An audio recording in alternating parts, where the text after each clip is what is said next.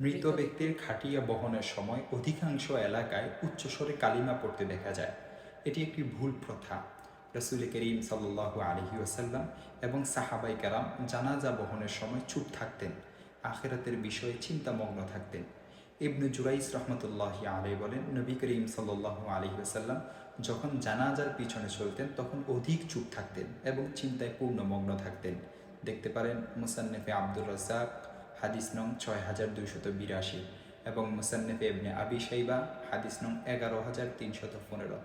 হযরত আবু হুরায়রা রাদিয়াল্লাহু তাআলা আনহু থেকে বর্ণিত, নবী করিম সাল্লাল্লাহু আলাইহি ওয়াসাল্লাম বলেছেন, লা তুতবাউল জানাজাতু বিসাউতিন ওয়ালা নারিন।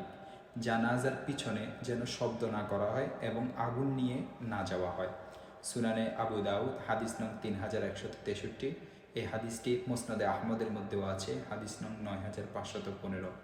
সুনানে কুবরা বাইহাকি এবং ইবনুল মুনজিরের আল আওসাতের এক বর্ণনা থেকে জানা যায়, সাহাবাই কেরামের আমল ব্যাপকভাবে এমনই ছিল, তারা জানাজার পিছনে যাওয়ার সময় কোনো আওয়াজ করতেন না। সুনানে কুবরা বাইহাকি ৪ নং খণ্ড ৭৪ নং পৃষ্ঠা এবং আল আওসাদ ইবনুল মুনজিরের ৫ নং খণ্ড ৪২২ নং পৃষ্ঠা, হাদিস নং ৩০৩৪। এ সমস্ত হাদিস ও আসারের আলোকে ফকিহগণ বলেছেন, জানাজার পিছনে চলার সময় মূল কাজ হলো আখিরাতের ফিকিরে থাকা।